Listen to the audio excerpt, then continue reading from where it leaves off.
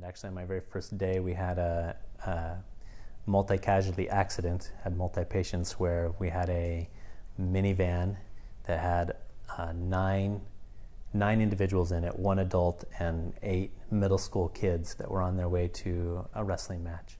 Corey Miner is talking about his first day as a paramedic. This was in 2000. Today, Miner's company, Rescue Training Incorporated, supplies most of Southern Oregon with backcountry and emergency medical training. At the University of Oregon, Miner teaches wilderness first aid and wilderness first responder courses. Riding in the open bed back, and they broadsided him, and it was the truck broadsided the minivan. It was on an old rural highway, so the speed limit was pretty high, and they were traveling 45, 50 miles an hour when the accident happened. And we were the second ambulance onto that scene, so I don't know what the math is on that, 17 and 8, so we had 25 patients at that point. We were the second ambulance in. 2 of the kids were killed right off the bat. They took the impact from the truck. And then, of course, the people in the back of the truck were all thrown out of the truck in addition to that. So this is one of the more memorable experiences of Miner's professional career. It left a big impression on him. Miner keeps an archive of memorable images on his computer.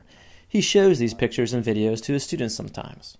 In one photo is the body of a jogger who was attacked and then partially eaten by a mountain lion. Another photo was taken of a car accident. A man driving a smart car was texting on his cell phone when his car began drifting into the opposite lane. He smashed head-on with a big rig. In Miner's photo, the car is about 2 feet long, and the 2 parts of the man's body are flat as a pancake. When Miner teaches, he teaches from experience.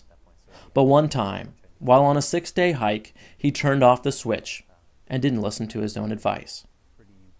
He was with his wife Jenny, 2 friends, and their dog.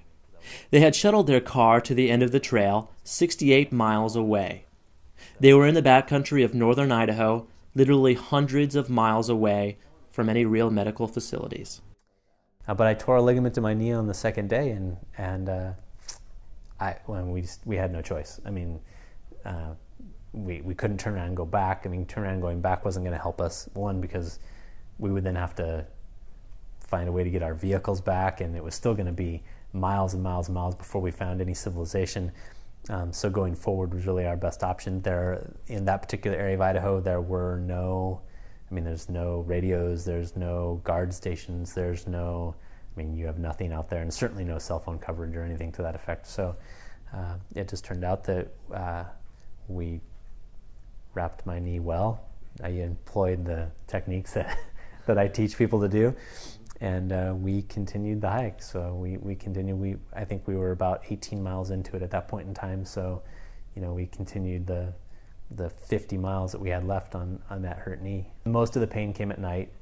If I was walking, if I could continue to walk, it was okay. I was able to muster through the pain. The pain really came when I became sedentary, and it allowed for swelling to start to occur, and then movement at night. And we were in a small tent, and our dog was, the dog was a saving grace for me. The dog would get to the bottom of our tent, and I would put my leg up on the dog, and that's how I kept my leg raised at night. It was the best thing I could have. So she was wonderful for me. But I certainly hiked it out, and we made it out. But I really don't recall really having a single night of actual sleep that whole time. There was one night that the pain was so incredible that I finally just almost passed out from the pain. It was the hardest day. It was the second to last night we were there, and it was the hardest terrain that we had the entire trip.